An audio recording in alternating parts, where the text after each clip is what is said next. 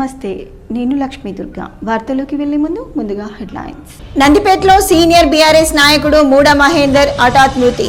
మహేందర్ పార్థివ దేహానికి నివాళులర్పించి అంత్యక్రియల్లో పాల్గొన్న మాజీ ఎమ్మెల్యే జీవన్ రెడ్డి. డాల్ఫిన్ బేకరీలో కుళ్ళిన పదార్థాలు విక్రయాలు జరుగుతుండటంతో బేకరీని పరిశీలించిన food inspector Taranayak, municipal commissioner Prasad Chauhan. SC ST BC minority సలహాదారుడిగా బాధ్యతలు స్వీకరించిన షబ్బీర్ అలీని కలిసి శుభాకాంక్షలు తెలిపిన కాంగ్రెస్ పార్టీ ఆర్మూర్ నియోజకవర్గ in charge Vinay Reddy. Senior BJP నాయకుడు జస్సు అనిల్ తల్లి మృతి చెందటంతో ఆయనను పరామర్శించిన డాక్టర్ మధుశేఖర్ మరియు కౌన్సిలర్లు. నందిపేట మండలం లక్కంపల్లి గ్రామంలో మాజీ సర్పంచ్ భర్త మరియు టీఆర్ఎస్ సీనియర్ నాయకుడు మూడ మహేందర్ అకస్మాత్తుగా మృతి చెందడంతో అంత్యక్రియల్లో ఆర్మూర్ మాజీ ఎమ్మెల్యే జీవన్ రెడ్డి పాల్గొన్నారు. మహేందర్ రెడ్డి కుటుంబాన్ని ఆయన జీవన్ రెడ్డి ఓదార్చి అన్ని విధాలుగా అండగా ఉంటామని భరోసా కల్పించారు.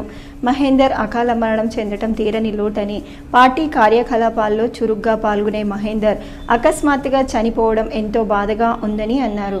ఆయన పార్థివ దేహానికి నివాళులర్పించి కుటుంబానికి ఎల్లవేళలా అండగా ఉంటామని అన్నారు. ఎమ్మెల్యే వెంట పలువురు బీఆర్ఎస్ నాయకులు, కార్యకర్తలు ఉన్నారు.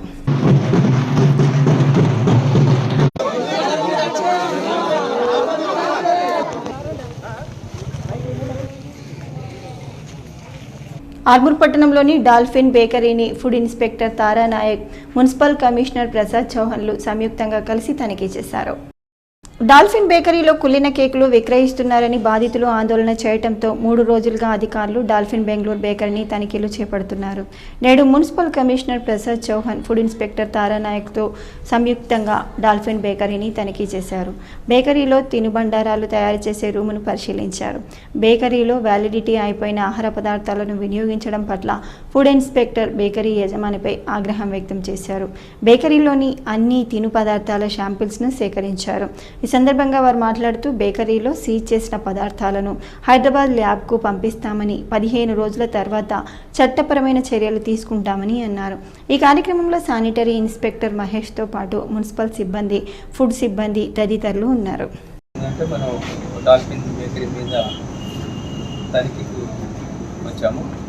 మొత్తం కంప్లీట్ దాంట్లో హైజీనిక్ కానీ మిగతా రా మెటీరియల్స్ కానీ అన్ని చెక్ చేశాము. మొత్తం ఏంటంటే జరిగిన ఏదైతే సంఘటన జరిగిందో 1వ తారీఖు ఆ పిక్చర్ని ఆధారంగా చేసుకొని మేము వాళ్ళ యొక్క ఎఫ్ఎస్ఎస్ఐ లైసెన్స్ ఇంతకుముందు అప్లై చేసి ఉన్నారు. కాకపోతే మొన్న ప్రాసెస్ అయింది. ప్రాసెస్ అయిన తర్వాత ఇష్యూ కూడా అయిపోయింది. తర్వాత ఈరోజు ఆ పిక్చర్ని ఆధారంగా చేసుకొని మీడియా వాళ్ళ సహకారం తీసుకొని వాళ్ళు ఏదైతే కాంప్లైంట్ పెట్టారో దాని మీద ఆధారంగా చేసుకొని నేను సస్పెండ్ చేయడం జరిగింది. 20 రోజులకు మేము దీన్ని సీజ్ చేస్తాం అన్నమాట. దీన్ని సీజ్ చేస్తాము. 20 డేస్ తర్వాత రిపోర్ట్ వచ్చినాక ఆయనకి మళ్ళీ సేమ్ రిపీట్ చేస్తే నెక్స్ట్ టైం మొత్తం లైసెన్స్ అన్ని క్యాన్సిల్ చేసేసి క్లోజ్ మొత్తం బేకరీ క్లోజ్ చేసేస్తాం. ఈ 15-20 డేస్లో ఆయనకు ఒక అవకాశం ఉంటుంది. ఆయన ఏమన్నా ప్రాబ్లమ్స్ ఏమైనా ఉంటే ఆయన రిజాల్వ్ చేసుకొని పబ్లిక్కి నాణ్యమైన బేకరీ ఐటమ్స్ అంది. కాంగ్రెస్ పార్టీ కార్యక్రమాల కోసం సీఎం రేవంత్ రెడ్డి ప్రజాధనాన్ని వృధా చేస్తున్నారని బీఆర్ఎస్ ఎమ్మెల్సీ కల్వకుంట్ల కవిత మండిపడ్డారు. ప్రభుత్వ కార్యక్రమాలకు కాంగ్రెస్ నాయకురాలు ప్రియాంక గాంధీని ఆహ్వానిస్తే నల్లబుగ్గలు ఎగరేసి నిరసనలు తెలియజేస్తామని హెచ్చరించారు. ఏ హోదాలో అధికారిక కార్యక్రమాలకు ప్రియాంక గాంధీని పిలుస్తారని ప్రశ్నించారు. జార్ఖండ్ ఎమ్మెల్యేల క్యాంపు కోసం కాంగ్రెస్ పార్టీ ఖర్చు చేస్తుందా లేదా ప్రభుత్వ నిధులు ఖర్చు చేస్తున్నారా అన్నది చెప్పాలని డిమాండ్ చేశారు. ముఖ్యమంత్రిగా ప్రమాణ స్వీకారం చేసిన వెంటనే రేవంత్ రెడ్డి సోనియా గాంధీ కాళ్ళు మొక్కారే తప్ప జై తెలంగాణ అని అనలేదని విమర్శించారు. రేవంత్ రెడ్డి పాలనలో సామాజిక దృక్కోణం కొరవడిందని, స్థానిక సంస్థల్లో బీసీలకు 42% రిజర్వేషన్లు కల్పించడానికి గాను తక్షణమే కులగణన చేపట్టే ప్రక్రియను ప్రారంభించాలని డిమాండ్ చేశారు. తెల్లారి లేస్తే కేసీఆర్ కుటుంబంపై ఏడ్చే ముఖ్యమంత్రి రేవంత్ రెడ్డి రాష్ట్రంలో 22 కుటుంబాలకు చెందిన నాయకులకు కాంగ్రెస్ పార్టీ టికెట్లు ఎలా ఇచ్చారని ప్రశ్నించారు. భారత జాగృతిపై తనపై కాంగ్రెస్ నాయకులు విమర్శలు చేయడం సరికాదని సూచించారు. పార్టీ సభకు ప్రభుత్వ నిధులు ఎందుకు వాడుతున్నారో ప్రజలకు చెప్పాలని డిమాండ్ చేశారు. ప్రభుత్వ హెలికాప్టర్లో వెళ్లి పార్టీ సభలో పాల్గొనడం ఏంటని అడిగారు. సభకు పెట్టిన ఖర్చు ఎంత, వసతులు వాడుకున్నందుకు ప్రభుత్వానికి కాంగ్రెస్ పార్టీ డబ్బు చెల్లించిందా అని చెప్పాలని సూచించారు. ముఖ్యమంత్రి గారికి నేను ఒక మాట చెప్తా ఉన్నా, ప్రజలందరూ కూడా దయచేసి తెలుసుకోవాలి. ఇవాళ రాష్ట్రంలో కాంగ్రెస్ పార్టీ నుంచి 22 కుటుంబాలకు టికెట్లు ఇచ్చినారు. 22 కుటుంబాల నుంచి అధికారికంగా ఏదో ఒక పదవిలో అభ్యర్థులు ఉన్నారు. ఇట్లా ఒక్కొక్కటి చూసుకుంటూ పోతే గిన్ని కుటుంబాలకు మీరు ప్రోద్బలం ఇస్తున్నారు, ఇన్ని కుటుంబాలకు మీరు పోటీ చేసే అవకాశం ఇచ్చారు, ఇన్ని కుటుంబాలను మీరు మోస్తున్నారు. మళ్ళీ ఇలా కోమటిరెడ్డి రాజగోపాల్ రెడ్డి గారు ఏమంటారు, మా అన్నకు మంత్రి పదవి ఉంటే ఏమవుతుంది, నాకు రాదా మంత్రి పదవి అంటారు. మీరు మా మీద మాట్లాడే అర్హత మీకుందా?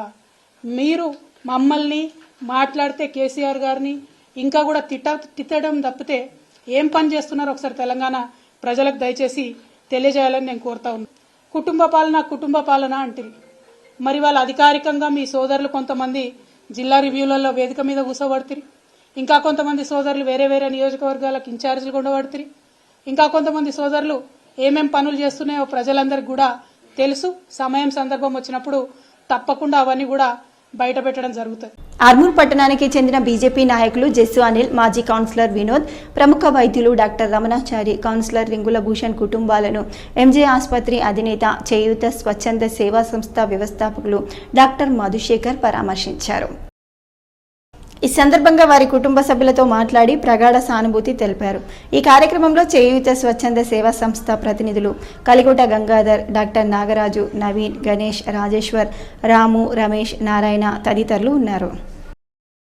ఎస్సీ, ఎస్టీ, బీసీ, మైనార్టీ శాఖలకు తెలంగాణ రాష్ట్ర ప్రభుత్వం సలహాదారులుగా షబ్బీర్ అలీ ఈరోజు బాధ్యతలు స్వీకరించారు.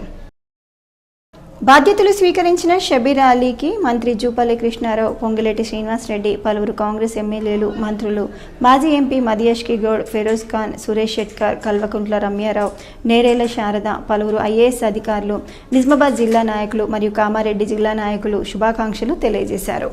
సలహాదారుతో సహా ఎస్సీ, ఎస్టీ, ఓబీసీ, మైనారిటీ ఈ 4 డిపార్ట్మెంట్లకు వర్షం గౌరవ ముఖ్యమంత్రి గారు ఈ వెనుకబడిన తరగతుల గురించి ఎక్కువ ఇంట్రెస్ట్ తీసుకొని గతంలో మైనారిటీస్కి 4% రిజర్వేషన్ ఇచ్చి ఎంతో మీరు అభివృద్ధి చేసినారు. ఇప్పుడు దాన్ని ఇంకా అభివృద్ధి చేయాలని అనుకుంటున్నాను.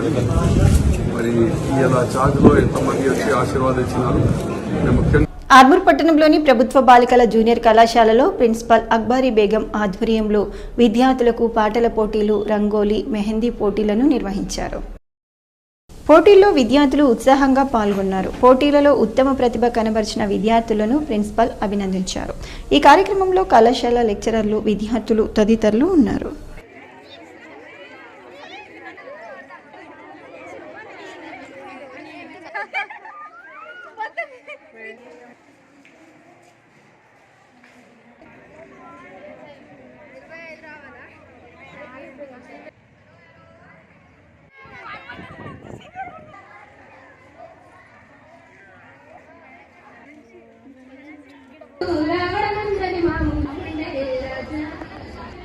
తెలంగాణ రాష్ట్ర ప్రభుత్వ ఎస్సీ, ఎస్టీ, బీసీ, మైనార్టీ సలహాదారులుగా పదవి బాధ్యతలు స్వీకరించిన షబ్బీర్ అలీని సచివాలయంలో ఆర్మూర్ కాంగ్రెస్ పార్టీ ఇన్ఛార్జ్ వినయ్ కుమార్ రెడ్డి మర్యాదపూర్వకంగా కలిశారు. ఈ సందర్భంగా వినయ్ కుమార్ రెడ్డి షబ్బీర్ అలీకి శుభాకాంక్షలు తెలియజేశారు. ఈ కార్యక్రమంలో కాంగ్రెస్ నాయకులు తదితరులు ఉన్నారు. ఆర్మూర్ పట్టణంలోని మహాలక్ష్మి కాలనీ కమ్యూనిటీ హాల్లో శ్రీకృష్ణ అష్టాంగ యోగా శిక్షణ కరపత్రాలను మున్సిపల్ కౌన్సిలర్ జీవి నరసింహారెడ్డి ఆవిష్కరించారు. ఈ సందర్భంగా ఆయన మాట్లాడుతూ సోమవారం నుంచి 11 రోజుల పాటు అష్టాంగ యోగా శిక్షణ ఉచితంగా నిర్వహించడం జరుగుతుందని ప్రజలు సద్వినియోగం చేసుకోవాలని అన్నారు. యోగా ద్వారా మానసిక ప్రశాంతత, ఆరోగ్యంగా ఉంటారని తెలిపారు. యోగా శిక్షకులు కళింగరాజు గురూజీ ఆధ్వర్యంలో శిక్షణ కార్యక్రమం ఇవ్వనున్నట్లు పేర్కొన్నారు. ఉదయం 5 నుంచి 7 గంటల వరకు, సాయంత్రం 6 గంటల నుంచి 8 గంటల వరకు యోగా శిక్షణ ఉంటుందని కళింగరాజు గురూజీ పేర్కొన్నారు. పూర ప్రజలు సద్వినియోగం చేసుకోవాలని తెలియజేశారు. ఈ అష్టాంగ యోగా శిక్షణ సోమవారం నుండి 10 రోజులు క్లాసులు నిర్వహించబడును.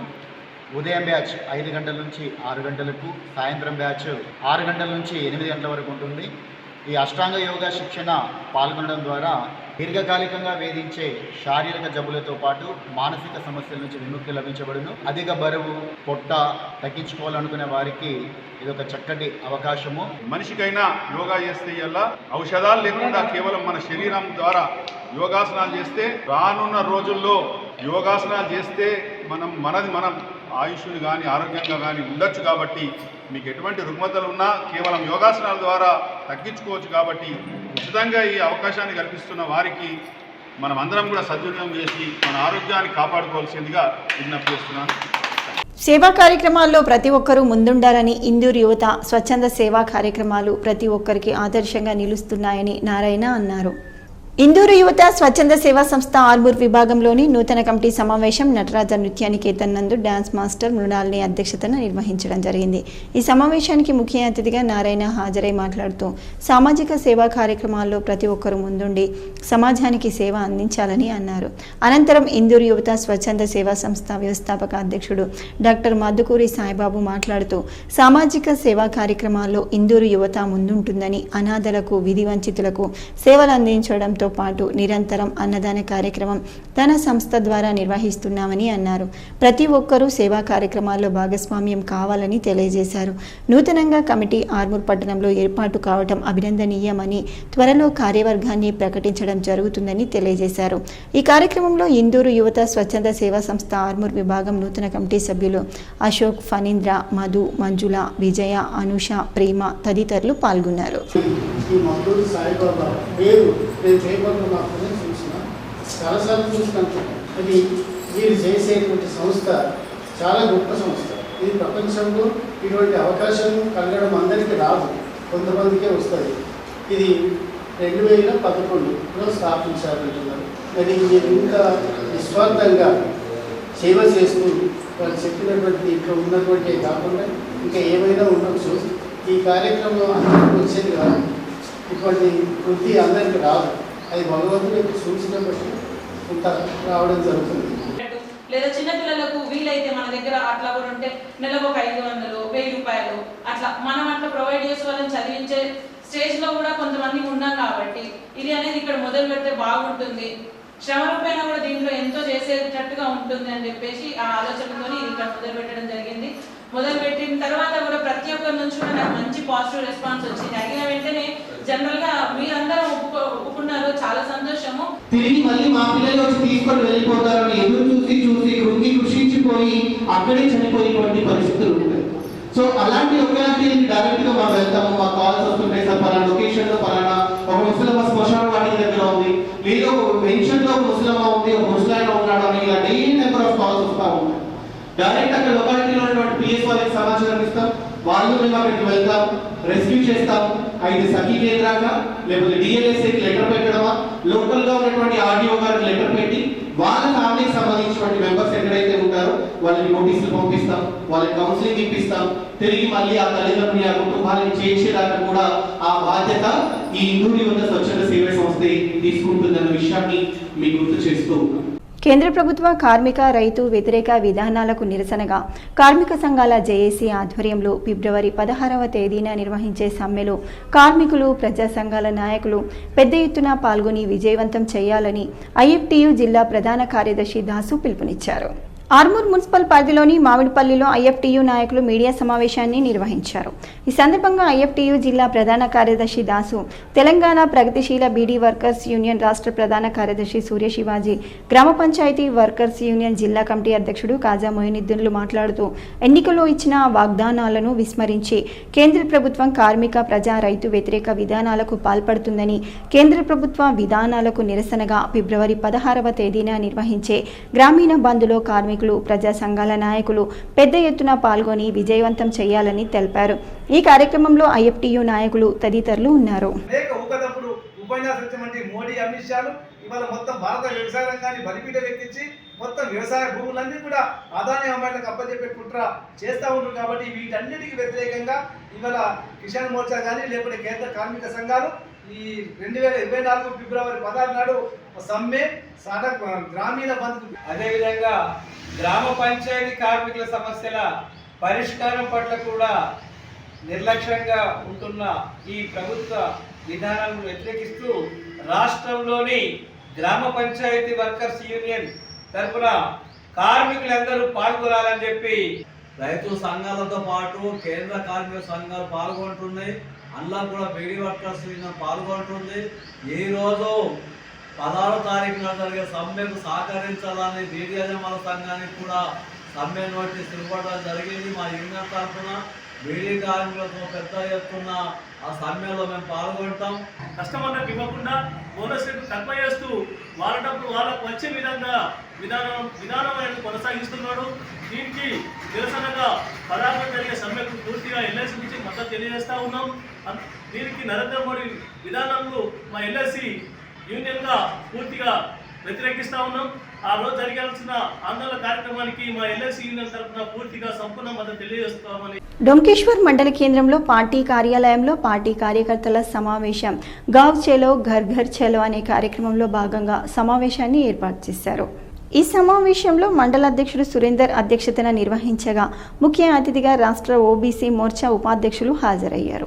ఈ సమావేశంలో కేంద్ర ప్రభుత్వం మాజీ ముఖ్యమంత్రి బీహార్ కర్పూరి ఠాగూర్కి భారతరత్న అవార్డ్స్ ప్రకటించినందుకు ప్రధానమంత్రి నరేంద్ర మోడీ చిత్రపటానికి పాలాభిషేకం చేశారు. ఈ సందర్భంగా మారంపల్లి గంగాధర్ మాట్లాడుతూ కర్పూర ఠాకూర్ చేసిన సేవలు కొనియాడుతూ నరేంద్ర మోడీ బీద ప్రజానికానికి చేస్తున్న సేవలను వివరించారు. ఈ కార్యక్రమంలో సీనియర్ నాయకులు ఎనిగందల సాగర్, ప్రధాన కార్యదర్శి రంజిత్, ఓబీసీ మోర్చా మండల సెక్రటరీ బాబురావు, చంద్రహాస్, ముత్యం, మండల నాయి బ్రాహ్మణ సంఘం సభ్యులు తదితరులు ఉన్నారు. ప్రకటించినందుకు మనం నిత్యవాడు రుణపడి ఉంటాం ప్రధానమంత్రి గారికి అని చెప్పి మీ అందరికీ తెలియజేయం. అందుకనే ఈ రోజు పాలాభిషేకం చేస్తున్నాం. ఒక్క కర్పూర ఠాకూర్ కాదు, మనం ఎవరు కూడా పట్టించుకున్న పాపంలో పోలేదు. స్వాతంత్రం వచ్చిన తర్వాత బలహీన వర్గాల వారు ఎవరైనా పూర్తిగా డబ్బు నుండి చిలామైన మంత్రి పదవులు వచ్చినాయి కానీ ఎవరికి రాలేదు. కానీ మన ప్రధానమంత్రి, మన ప్రియతమ నాయకులు నరేంద్ర మోడీ గారు.